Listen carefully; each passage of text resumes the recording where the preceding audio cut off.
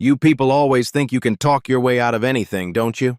Judge Robert Harrison leaned back in his leather chair, looking down at the 16-year-old black girl like she was dirt on his shoe.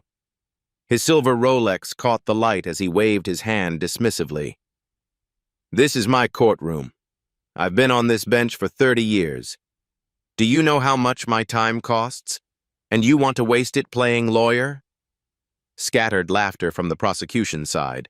A few people pulled out their phones to record. Zara Williams stood perfectly still, her voice quiet. Your Honor, I just want to defend my father. I have the legal right. Legal right. Harrison's lip curled. Sweetheart, go back to school. Let the grown-ups handle this. Bailiff, remove her. The bailiff stepped forward. Zara didn't move. State Bar Rule 3.03, Your Honor. I'm invoking it right now. The smile disappeared from Harrison's face.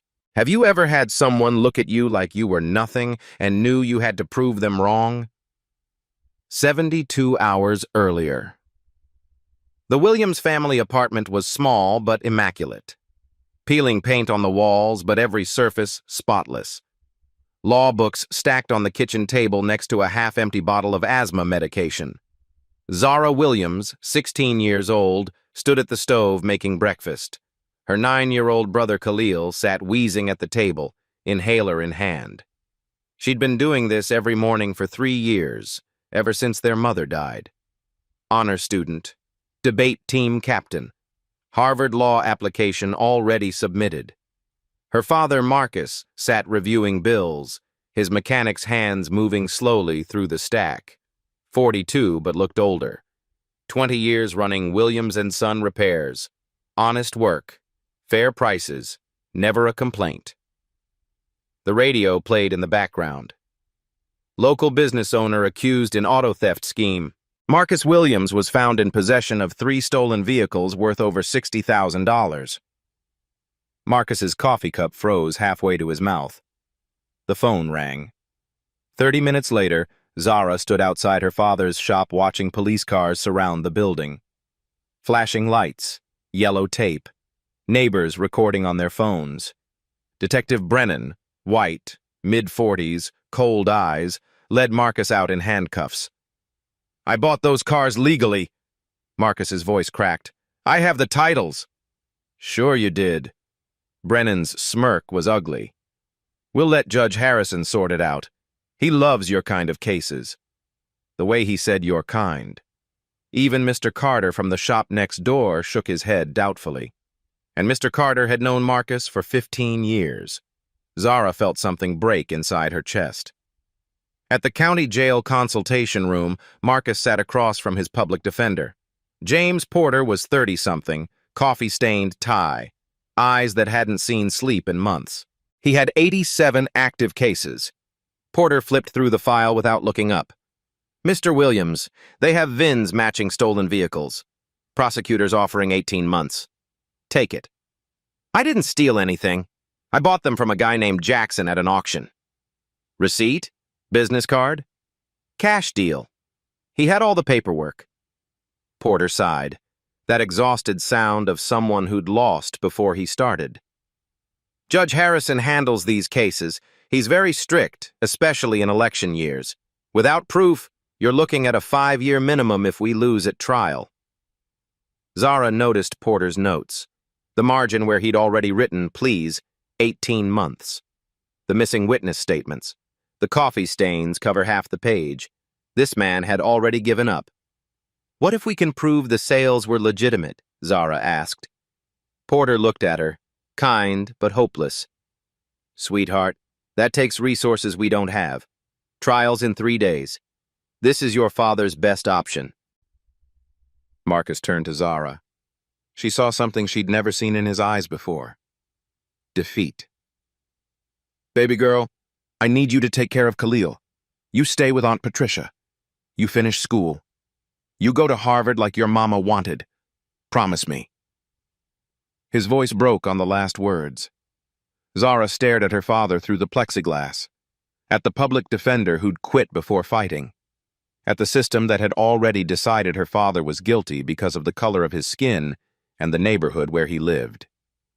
"You're not going away, Dad." When Porter left the room, she took the file folder, photographed every page with her phone, every document, every piece of so-called evidence. Outside the jail, she stood in the parking lot, alone, the autumn wind cold against her face. If the system wouldn't fight for her father, she would do it herself. She pulled out her phone and searched. How to defend someone in court. Khalil called. "Zara, where are you? I can't find my inhaler. She closed her eyes. Her little brother needed medicine. Her father needed a lawyer. Her family needed money they didn't have. And she was 16 years old with a smartphone and 3 days. But her mother's voice echoed in her memory from those final hospital days. "You're going to be somebody, baby. You're going to change things." Zara looked back at the jail building, at the tiny window where she knew her father sat in a cell. "Okay, Mama," she whispered. "Let's change things." She opened her phone again and typed, "Criminal defense lawyers near me."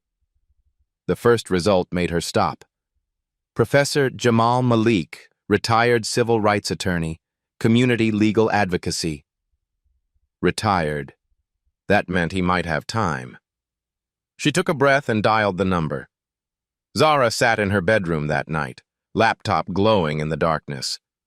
Khalil slept across from her, breathing raspy. She'd been researching for hours. She typed, "Judge Robert Harrison. 30 years on the bench. Tough on crime reputation. Campaign donor list. Police union, district attorney's office." She found a news article from 6 months ago. Judge Harrison sends message. Auto theft ring crackdown. His quote, "I won't let criminals use ignorance as an excuse. These people think they can steal and claim they didn't know. Not in my courtroom." These people. She found video footage. Harrison sentencing another black defendant. The man's mother sobbing in the gallery. "Your kind thinks you can con the system. 5 years. Your kind." Zara made a spreadsheet. Court records were public. 47 defendants in 3 years. 41 involved Detective Brennan. 39 convictions. Average sentence, 4.2 years. State average, 1.1 years. 44 defendants were people of color, all represented by public defenders, all convicted. This wasn't justice. This was a machine. Morning came. Zara walked to school. Mrs. Patterson, who used to babysit her, stood on her porch. Zara waved. Mrs. Patterson looked away. "Mrs. Patterson?" The old woman hesitated. "Your poor father. I always wondered how he afforded that shop expansion. He saved for years." "Mm-hmm." She walked away. Even her own neighbors had decided. At school, whispers followed her. Jasmine, her debate partner, her best friend since 6th grade, caught her at her locker. "Zara, my mom says I shouldn't be seen with you right now." "Jazz, my dad didn't do anything." "I know, but my mom's worried about how it looks." Jasmine walked away. The principal called her in during the 3rd period. "Zara, we need to discuss your scholarship application. This situation has created concerns. Harvard values character. The recommendation letter I was writing." He trailed off. Her Harvard dream. Disappearing. "Mr. Hendricks, he's innocent." "I'm sure. But perception matters. Let's revisit this once everything is resolved. After her father was convicted. After her future was destroyed." She left school early. At Mr. Carter's corner store, she tried to pick up Khalil's asthma medication. "I'm sorry, Zara. I can't extend credit. Not until your father's situation is cleared up. Khalil needs his medicine. I have my own family to think about." The prescription cost $240. The shop's account was frozen. She put it back and left. 6 days until Khalil's inhaler ran out. When she got home, an eviction notice was taped to the door. 30 days to pay or vacate. Her father's imprisonment would make it immediate. She sat on the steps, head in hands. Khalil found her. "Zara, are we going to be okay?" She wiped her face quickly. "Yeah, baby, I promise." She went to the library. Ms. Rodriguez found her surrounded by law books. Criminal defense procedure? That's ambitious. I don't have a choice. There's a man who volunteers here, Professor Malik. Used to be a lawyer. A very good one. Used to be? Disbarred 20 years ago. But he knows more about law than anyone. 2 hours later, Professor Jamal Malik walked in. 70 years old, gray hair, eyes that had seen too much. He sat and opened Marcus's file. "Harrison." His voice was quiet. "I know him. Worked with his father in the 70s, back when they still wore the hoods openly. Can you help?" "I'm disbarred. I can't step in that courtroom." "Then teach me." He stared at her. "Harrison will eat you alive. He'll humiliate you." "He's already eating my father alive." Malik smiled. Sad. Proud. "You've got 72 hours. I can teach you everything. But that courtroom is Harrison's kingdom. Kings don't give up thrones willingly."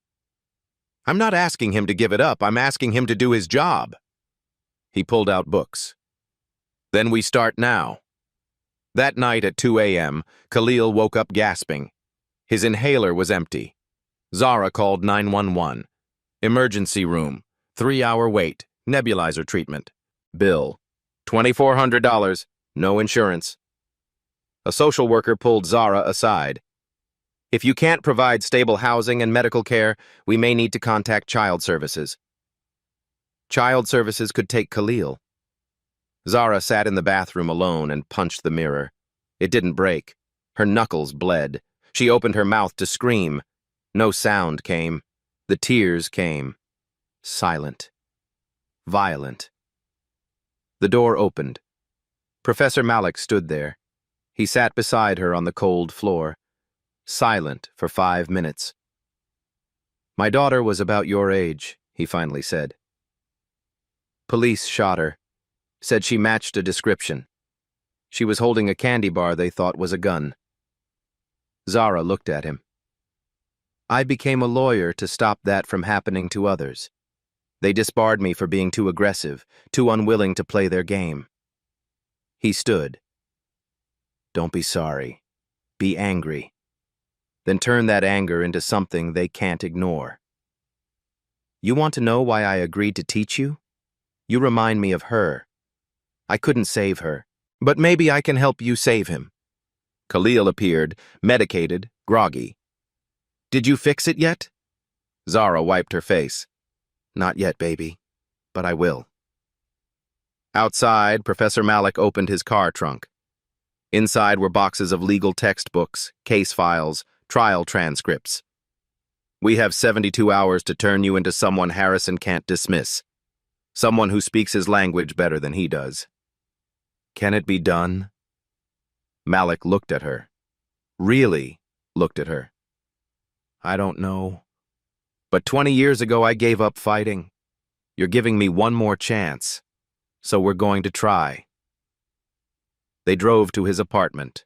Walls covered in legal books, civil rights photos, quotes from Martin Luther King Jr. "First lesson," Malik said. "Forget everything you've seen on TV. Real court is chess, not boxing. You don't win by being loud. You win by being precise." He handed her a book. "Read chapters 3 through 7. Then we drill the courtroom procedure until you can do it in your sleep." Zara opened the book. Her eyes were burning from exhaustion, her knuckles still bleeding from the mirror, her heart breaking from watching her world collapse. But she read. Because her father was counting on her. Because Khalil needed her. Because 47 other families deserved justice. Because her mother's voice still echoed. "You're going to change things." And because Professor Malik was giving her the tools to do it. The clock read 3 a.m., 72 hours until trial.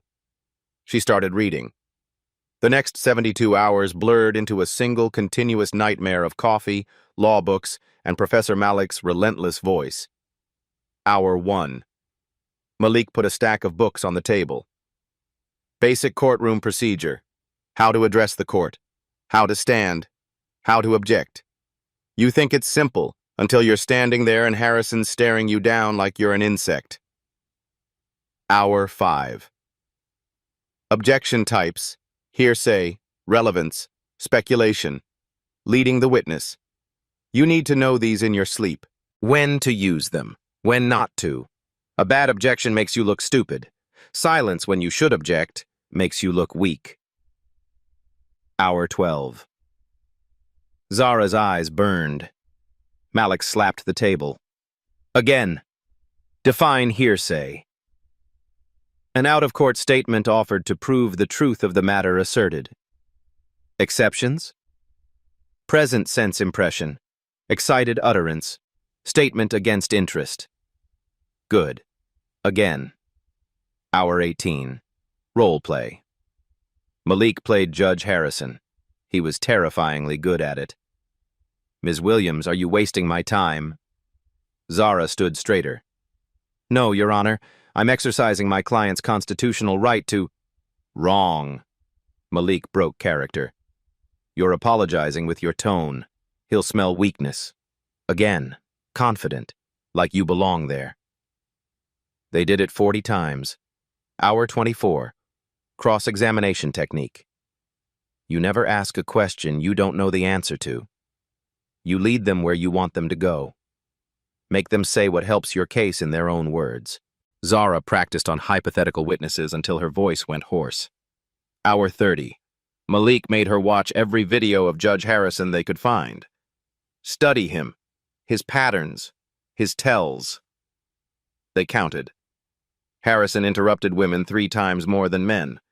He sustained prosecution objections 85% of the time. Before harsh rulings, he always said, "I've been very patient." He hated long arguments. He's predictable, Malik said. That's his weakness. He thinks his patterns are authority. They're actually vulnerable. Hour 40. Building the defense. Zara mapped everything on Malik's wall. Red string connecting dates, names, places. When did Marcus buy the cars? May 30th at county auction. When were they reported stolen? June 15th, July 2nd, July 20th. The cars were sold before they were stolen. So how did they end up matching stolen vehicle reports? Zara asked. Malik stared at the timeline. Someone filed false reports, made it look like earlier thefts, framed the buyers. But why? Insurance fraud. Someone reports a car stolen. Insurance pays out. Car's already been sold to someone like your father. Police recover it. Original owner gets money. Buyer gets arrested. Officer looks like a hero. Detective Brennan. Maybe. But we need proof. Hour 55.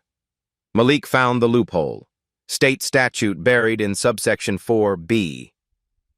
Minors with extraordinary circumstance and attorney supervision could provide limited representation.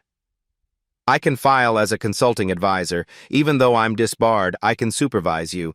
It's a technicality. Harrison will hate it. But it's legal. Hour 68. Zara stood in front of Malik's mirror, wearing her mother's old blazer.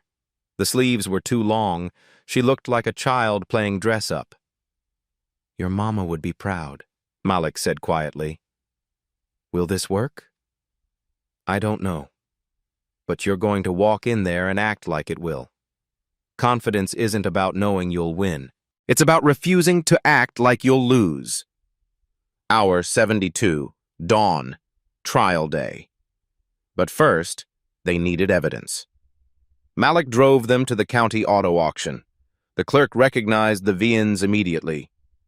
Yeah, Jackson used to broker here. Stopped showing up about 8 months ago.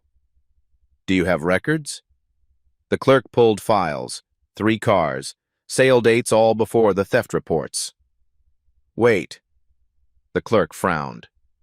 These VINs were reported stolen after Jackson sold them. That's weird. How weird?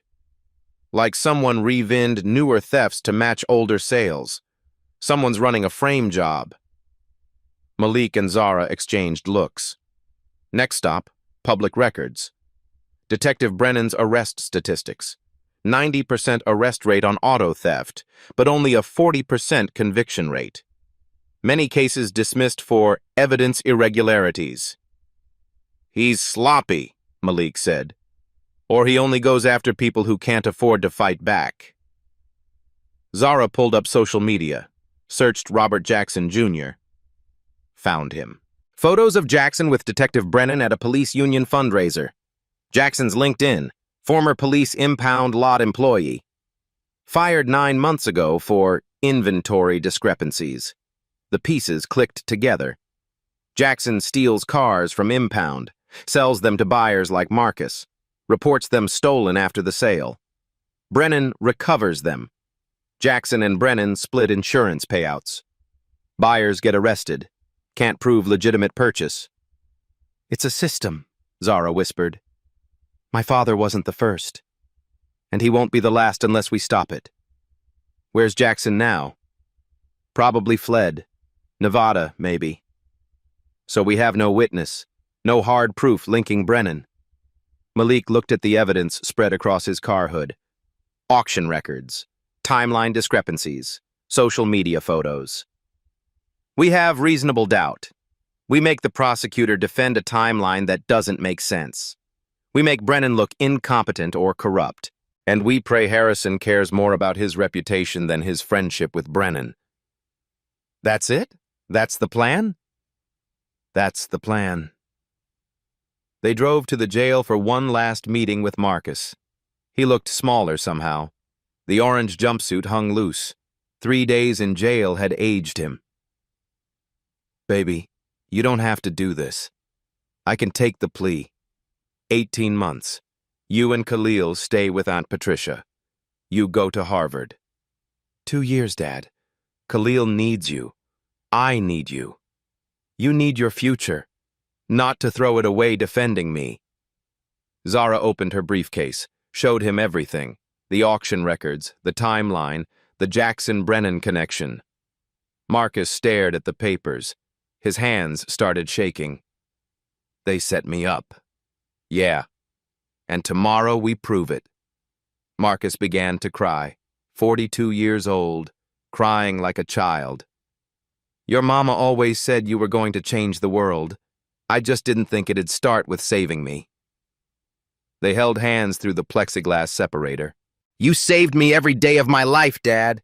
Tomorrow is just payback. The guard called time. Marcus stood slowly. Zara, win or lose, I'm proud of you. You know that, right? I know. Your mama's watching. She's so proud, too. Zara couldn't speak, just nodded. She walked out into the night. The courthouse silhouette loomed in the distance, dark against the city lights. Malik waited by the car. You ready? Zara looked at the courthouse, thought about Harrison's smug face, Brennan's smirk, the 47 families destroyed by this system. Her father is in that cell, Khalil at home with an inhaler running on fumes. She thought about her mother's last words. Change things. No, she said honestly. But let's do it anyway. They drove toward the courthouse. The sun was rising. Trial began in 2 hours. Zara Williams, 16 years old, was about to walk into Judge Harrison's kingdom and challenge a king. 7 a.m. Courthouse steps. Zara and Malik arrived early, the building still quiet. Zara reviewed her notes one last time, hands trembling despite the coffee. Malik went to get more caffeine. They had 90 minutes. Footsteps behind her. James Porter, the public defender, walked up the steps. He looked worse than before, eyes red, suit more wrinkled. Zara, I heard what you're trying to do. I'm not backing down. I'm not asking you to. He pulled a manila folder from his briefcase. I'm giving you this. She took it. What is it? I've been tracking Judge Harrison's cases for 3 years. Thought I was paranoid. Thought I was seeing patterns that weren't there. His voice was quiet, ashamed. But you noticed it too. So maybe I'm not crazy. Zara opened the folder. A spreadsheet, detailed, meticulous. 47 defendants over 3 years, 41 involving Detective Brennan, 39 convictions. Average sentence 400% higher than state average, 94% defendants of color. Why didn't you use this? Zara asked. Porter looked away. Against a sitting judge? I'd be disbarred, blacklisted.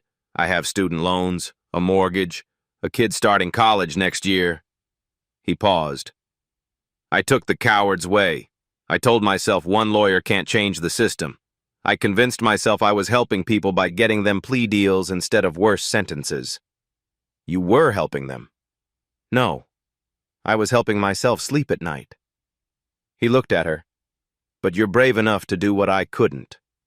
So take it. Use it. Burn the whole thing down if you have to. Zara flipped to the last page. Porter's handwritten notes. Harrison re-election campaign. $340,000 from police union. Donation date circled in red. The same week the auto theft crackdown began. A newspaper clipping stapled to the page. Judge Harrison, tough on crime pays off, leads in polls. Malik appeared with coffee, saw the folder. He read over Zara's shoulder. He's not convicting criminals, Malik said quietly. He's convincing campaign ads. Porter nodded. Every high-profile conviction is a talking point. Every harsh sentence is a press release. He's building a re-election platform for people's lives. Can we use this in court? Zara asked. Not directly, Malik said. He'll shut you down for attacking the bench. Contempt.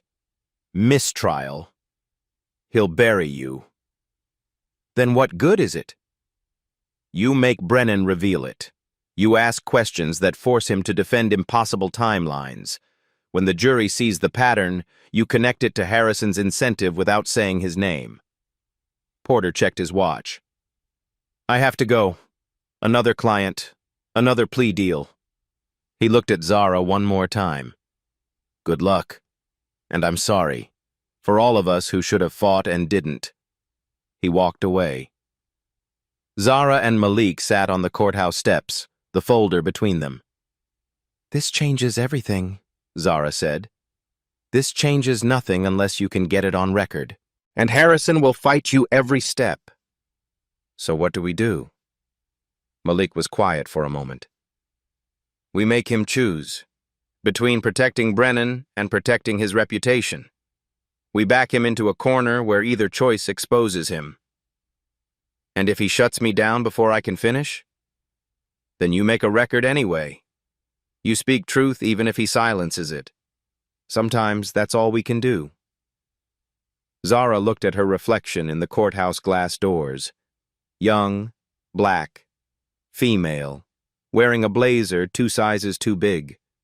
Everything about her screamed, doesn't belong here. But she had something they didn't expect. She had the truth, and she had nothing left to lose. Malik put his hand on her shoulder. Remember what I taught you. You're not just defending your father. You're exposing a system. They'll fight back hard, but you've already won just by standing up. I need to actually win, though. Then let's go take his kingdom. The courthouse doors opened. Time to walk into the arena. The courtroom doors opened. Every head turned. Zara walked down the center aisle, Malik beside her. The gallery was packed. Reporters in back, neighbors who'd stopped speaking to her, all staring. Whispers erupted. That's the daughter? She's really defending him? This is embarrassing. District Attorney Rebecca Carter sat at the prosecution table. Early 40s, sharp suit, sharper eyes. She glanced at Zara and smirked, leaned to her assistant. 20 minutes, this'll be over. Marcus was brought in, orange jumpsuit, hands cuffed. He saw Zara and his face crumpled, mouthed, "You can still stop this." She shook her head. "All rise." Judge Harrison entered. Black robe, silver hair is perfect. He moved like a man who'd never been questioned. "Court is in session. State versus Marcus Williams." He glanced at the defense table. Double take. Eyes narrowed. "Counselor Porter, why is there a child at your table?" Porter stood. "Your Honor, I've been replaced. Ms. Williams will represent the defendant under State Bar Rule 3.03 with Professor Malik as advisor." Harrison's face darkened. "Absolutely not. Ms. Williams is a minor and unqualified." Zara stood, legs weak but voice steady.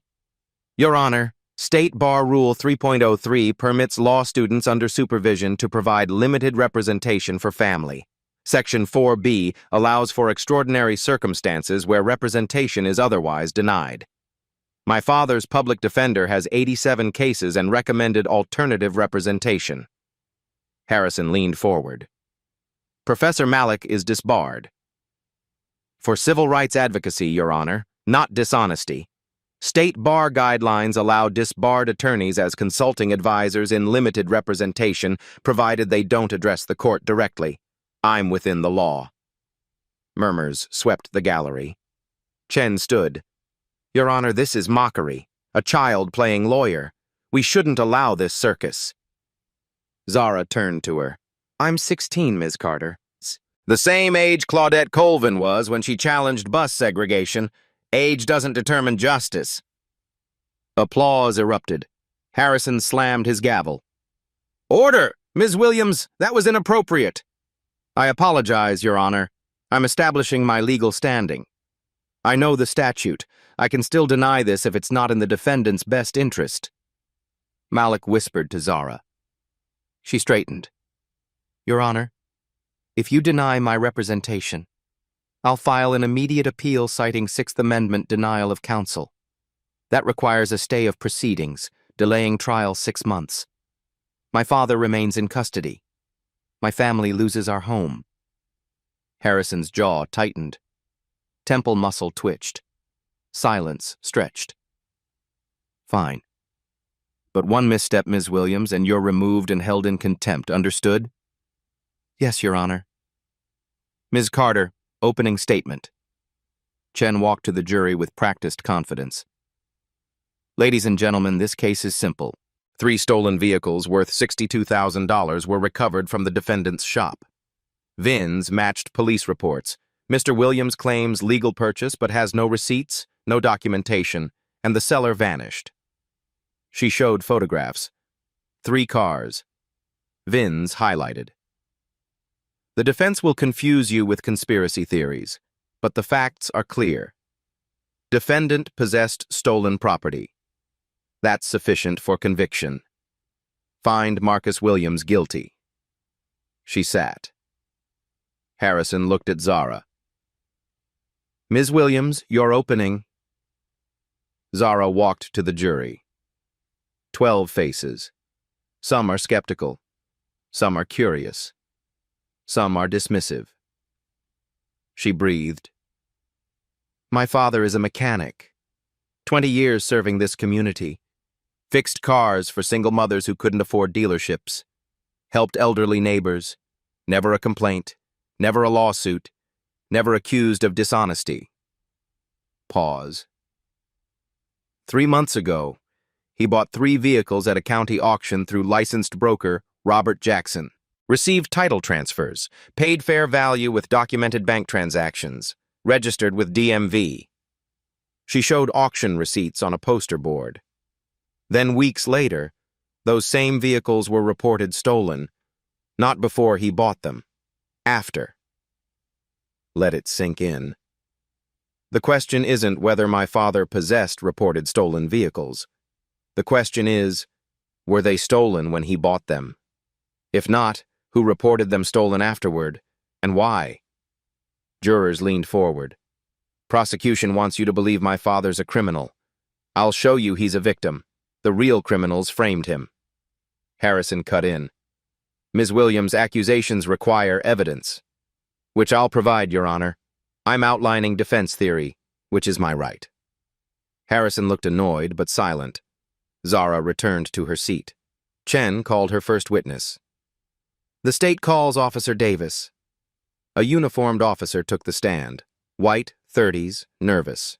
Chen asked, Officer Davis, when were these vehicles reported stolen? June 15th, July 2nd, and July 20th. And when will it recover? August 10th at the defendant's shop. Thank you. No further questions. Harrison looked at Zara. Cross-examination? Zara stood, walked to the witness stand. Officer Davis, did you verify theft reports against DMV registration records? Davis shifted. That's not my job. I take reports. So you don't know if these vehicles were registered to new owners between theft date and recovery? No. You just wrote down what people told you? Yes. No further questions. Chen called her second witness. Mrs. Yang, the first theft victim. An older Asian woman took the stand. Mrs. Yang, when did you discover your vehicle missing? June 14th, parked at the mall. When I came back, gone. Did you see it again? Yes, at his shop. She pointed at Marcus. That's my car. Thank you. Zara stood for cross. Mrs. Yang, you received your insurance payout? Yes, $18,000. Did insurance take possession after recovery? Yes. So you no longer own it? Well, no, but thank you. The pattern continued. Witness after witness. Carter built her case. Zara chipped away at certainties. Then Carter called Detective Brennan. The courtroom tension spiked. Brennan walked to the stand. Confident, smug, white, mid-40s, cold eyes. He was sworn in. This was the moment everything would change. Detective Brennan settled into the witness chair, relaxed, confident. That same smirk from arrest day. D.A. Carter approached warmly. Detective Brennan, how long with the police force? 18 years. You lead the auto theft task force? Correct. How did you identify the defendant's involvement? Brennan turned to the jury, voice smooth. Anonymous tip about suspicious activity at Williams Auto Repair. I cross-referenced VINs with our stolen vehicle database. 3 matches. Got a warrant. Recovered the property. Thank you, Detective. Harrison looked at Zara. Cross-examination? Zara stood, mouth dry. Detective Brennan, who gave the anonymous tip? Can't disclose. Confidential informant. Was it Robert Jackson? Chen shot up. Objection. Speculation. Sustained. Stay within bounds, Ms. Williams. Zara shifted. When did you execute the search warrant? August 10th. Vehicles reported stolen June 15th, July 2nd, July 20th? Correct. That's 26, 39, and 51 days. Why wait so long? Building a comprehensive case. Or the vehicles weren't there yet? Objection. Sustained. Ask questions, don't testify. Zara pulled a document. Detective, Defense Exhibit D shows county auction records. These VINs sold May 30th, 16 days before the first theft report. Explain that. Brennan paused. Auction records can be forged. By the county clerk? Criminals are sophisticated. Or someone filed false reports to frame innocent buyers? Objection, harassment. Sustained. Move on, Ms. Williams. Zara looked at her notes. Detective, do you know Robert Jackson? May have encountered him professionally. He worked at a police impound until 9 months ago? I believe so. Fired for inventory discrepancies? Chen stood. Objection. Relevance. I'm establishing the credibility of the man who sold my father these vehicles. Harrison paused. Overruled. Answer. Brennan's jaw tightened. Yes, there were issues. Zara showed a photograph. Brennan and Jackson at an event, smiling, drinks in hand. This is you and Jackson at a police union fundraiser. You know him personally? We're colleagues. That doesn't... Did you investigate Jackson when vehicles were reported stolen after he sold them? He wasn't a suspect. Why not? He had access to impounded vehicles, history of inventory theft, sold cars later reported stolen. Not suspicious? Brennan's face reddened. We follow evidence. Evidence led to your father. Or evidence was manufactured to protect someone else? Objection! Harrison's voice boomed. Ms. Williams, you're close to contempt. Make your point or sit down. Zara's heart pounded. Detective, how many auto theft cases have you prosecuted here in 3 years? I don't keep count. 41 cases. How many are assigned to this courtroom? I don't control assignments. 39 out of 41, 95%. Statistically unusual? Chen jumped up. Objection. Court docket management isn't on trial. Harrison leaned forward, face dark red. Ms. Williams, what is your point?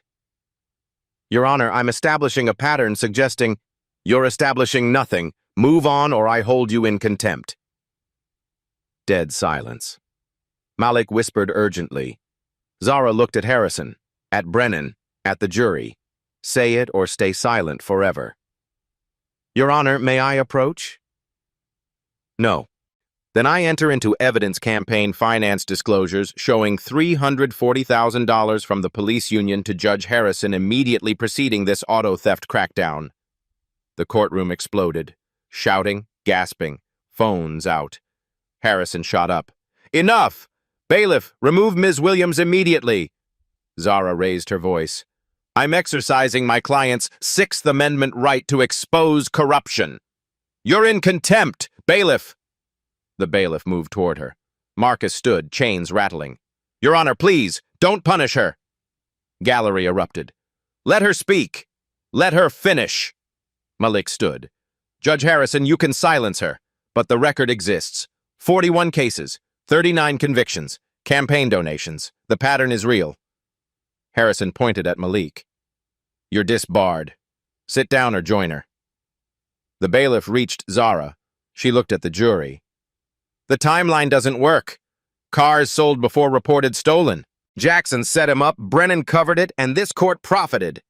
Harrison slammed his gavel. Recess! Jury dismissed until 9 a.m. tomorrow. Chaos everywhere. Zara was led to the side door. She caught her father's eyes. He was crying. She mouthed, Trust me. The door closed.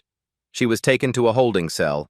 Concrete walls, metal bench, fluorescent buzz. She sat alone in silence. Had she just destroyed everything? Lost the case? Guaranteed her father's conviction? Or had she done the only thing that mattered? Told the truth. 30 minutes later, Malik appeared outside the cell bars. You did it, he said quietly. You put it on record. Even if Harrison buries it, the transcript exists. The reporters heard, the jury heard. Did I guarantee Dad goes to prison? No. You guaranteed they can't hide anymore. Porter appeared behind Malik. Zara. 3 reporters were in that gallery. This story goes public tonight. By morning, everyone will know. She looked at them through the bars. What happens now? Now, Malik said, we see if truth is stronger than power. Outside, the sun was setting. Tomorrow would decide everything. Zara was released from holding at midnight. No charges yet.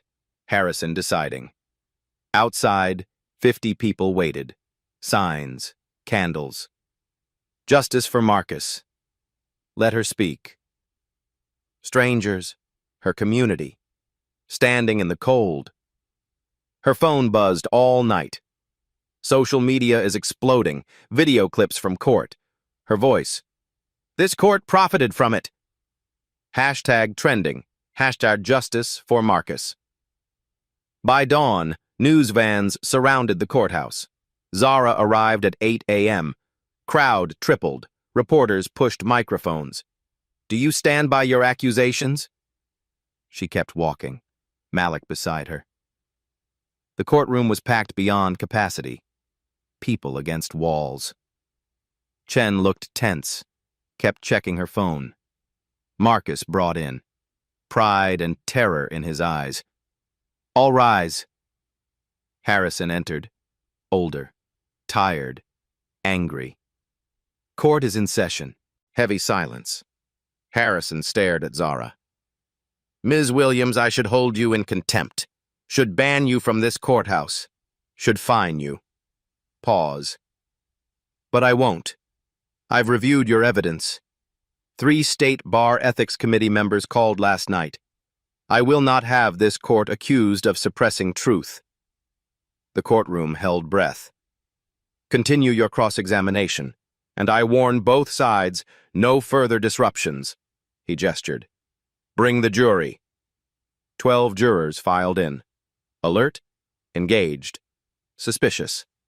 Brennan recalled standing, less confident, sweating. Zara stood. Detective Brennan, yesterday we established you know Robert Jackson personally. Attended social events together? Yes. After Jackson was fired for stealing vehicles, you maintained contact? Pause. Occasionally. Did he offer to sell you vehicles? I don't recall. You don't recall if your friend was fired for stealing cars offered to sell you cars? I meet many people. Zara pulled a document. This is your bank statement from Discovery. June 1st, you deposited $15,000 cash. Where'd that come from? Brennan's face reddened. Personal finances aren't relevant. Your Honor, I'm establishing a motive for filing false reports. Harrison nodded. Answer, Detective. A loan. From my family. Which family member? My brother. Your brother's name? Hesitation. Robert. Murmurs erupted. Robert Brennan or Robert Jackson? Silence. Different people. Are they? I have evidence Robert Jackson used multiple surnames, including Brennan. Is Robert Jackson your brother? Chen stood. Your Honor, if this continues, the state requests recess to investigate prosecutorial issues. Harrison looked at her, at Brennan, at the jury. Recess granted. 30 minutes. 30 minutes later. Chen stood. My voice is different, quieter, shaken. Your Honor, the state reviewed additional evidence from defense. We conducted a preliminary internal investigation into Detective Brennan's handling of this and related cases. Pause. The state moves to dismiss all charges against Marcus Williams. We've discovered irregularities in vehicle identification and evidence suggesting vehicles were legally purchased and subsequently misidentified through investigative errors. Courtroom exploded. Harrison slammed gavel. Order! Marcus grabbed Zara's hand, tears streaming. Detective Brennan's investigation? Harrison asked. Chen looked uncomfortable. Under internal review, Your Honor. Motion granted. Mr. Williams, you're free. Charges dismissed with prejudice. Gavel slammed. Bailiff unlocked Marcus's handcuffs. He pulled Zara into his arms, both sobbing, but Zara pulled back. Your Honor, may I address the court? Harrison looked surprised. Ms. Williams, you've won. Your father's free. My father isn't the only victim. 41 families deserve justice. I request the court order an independent review of all auto theft cases prosecuted by Detective Brennan in the past 3 years. Silence. Harrison stared at this 16-year-old girl who'd beaten his system. Long pause. Granted. The court will order a full independent review. He looked at her. Something shifted in his face. Ms. Williams, you've shown more courage and integrity than many lawyers I've seen in 30 years. Your father is fortunate. Not an apology, but acknowledgement. Court adjourned. Final gavel. Marcus held Zara tight. Khalil ran down the aisle, jumped into their arms. Malik stood watching, tears in his eyes. Outside on courthouse steps, reporters swarmed. How does it feel? What's next for you? Zara, exhausted, looked at the cameras. My dad's free, that's all that matters. Will you pursue law? She looked at Malik. Yeah, I think I will. Marcus joined her. I need to reopen my shop. My daughter needs college tuition. He smiled through tears. Khalil held his inhaler, breathing easy. Did we win? Zara lifted him. Yeah, baby. We won. Porter approached. Zara, Harvard Law, called me. They saw the coverage. They want to talk about early admission. Malik put his arm around her shoulder. You reminded me why I became a lawyer. Thank you. The crowd cheered. Community members who doubted them now celebrating. Mrs. Patterson pushed through, crying, I'm sorry, baby, I'm so sorry I doubted. Zara hugged her. It's okay. Mr. Carter from the store approached with a bag. Khalil's medication. On the house, forever. The sun broke through the clouds.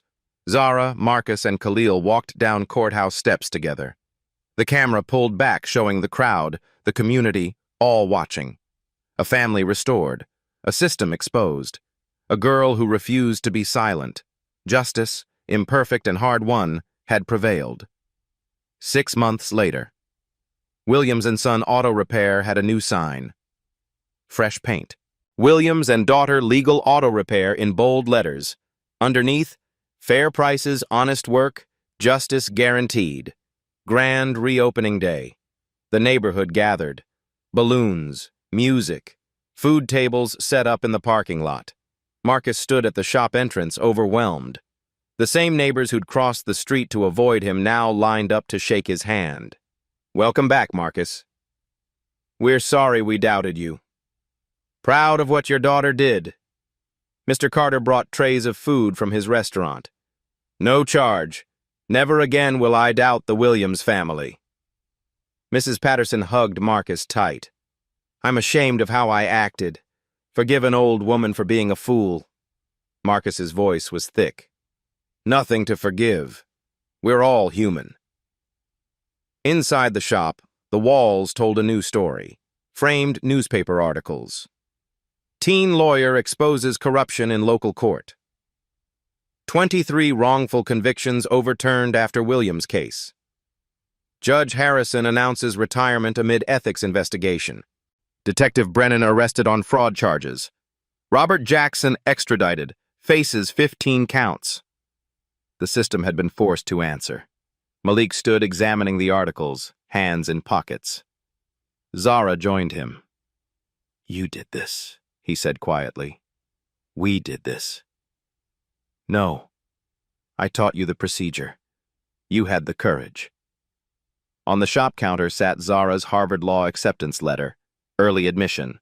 Full scholarship.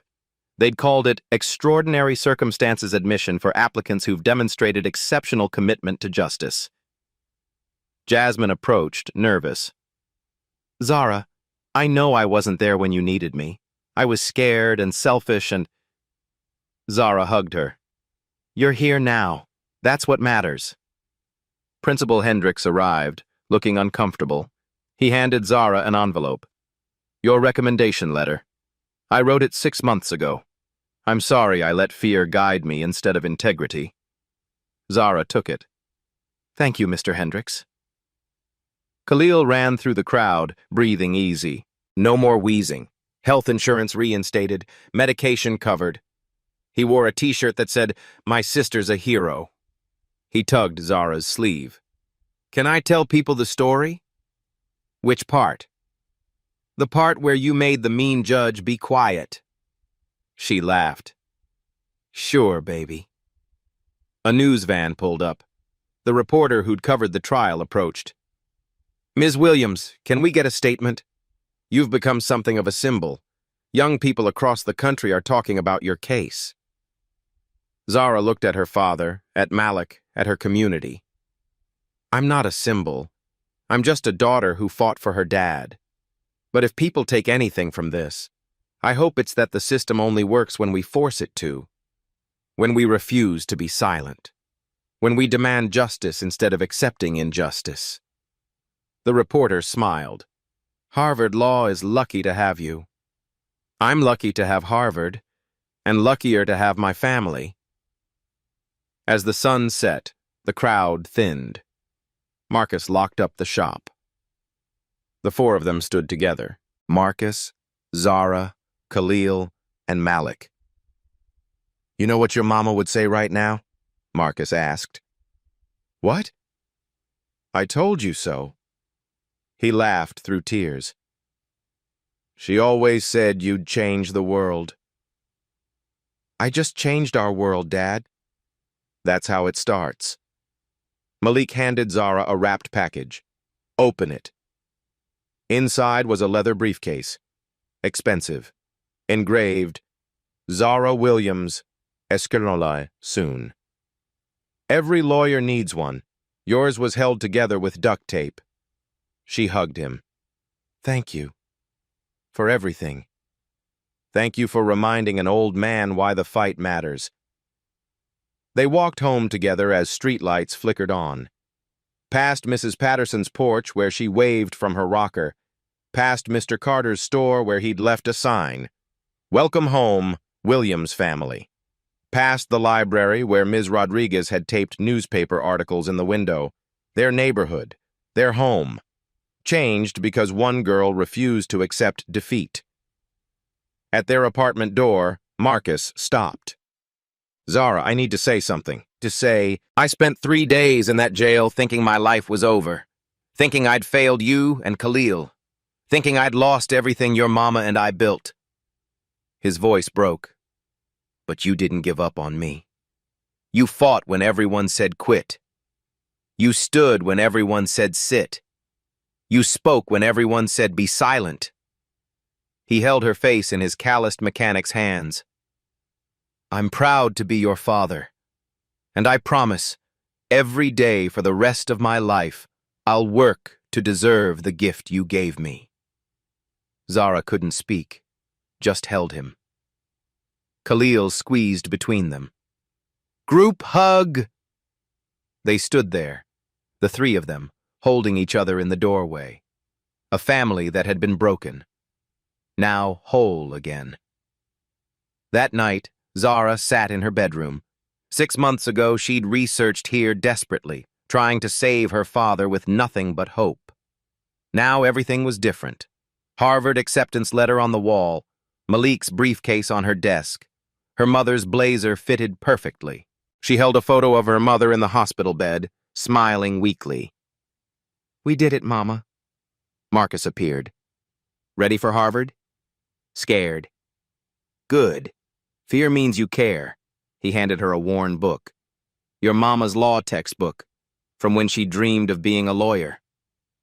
Inside her mother's handwriting, the law isn't just words. It's a weapon. In the right hands, it can free anyone. Tears fell. Khalil ran in. People are talking about you online. Comments everywhere. She inspired me to apply to law school. I was giving up. Then I saw her story. My daughter wants to be a lawyer now. Zara looked out her window. Same streets, different world. One person standing up had changed everything. She thought about 41 families getting justice. Mothers seeing sons freed. The system was forced to answer. About Malik's last fight. Her father is sleeping free. Khalil breathing easy. About everyone watching who felt powerless. Everyone was told to be quiet. Zara Williams was 16 when she proved the truth doesn't need permission. Justice doesn't care about age or race or power. It only needs courage. Sometimes all it takes is one person saying, "Not today." She opened her laptop. How to prepare for Harvard Law School. Smiled. Her mother was right. She would change the world. This was just the beginning. Have you ever fought for what's right when everyone said quit? Zara did.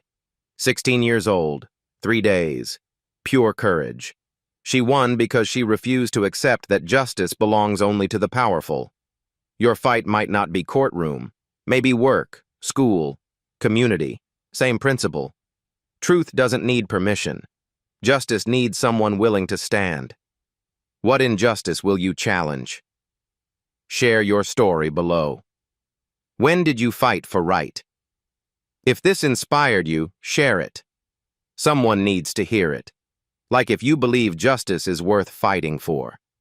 Subscribe for more stories of ordinary people doing extraordinary things. Remember, you're more powerful than systems designed to silence you. Be brave enough to use that power. The world waits for your voice. What will you say? What will? At Black Voices Uncut, we don't polish away the pain or water down the message. We tell it like it is because the truth deserves nothing less. If today's story spoke to you, click like, join the conversation in the comments, and subscribe so you'll be here for the next Uncut Voice.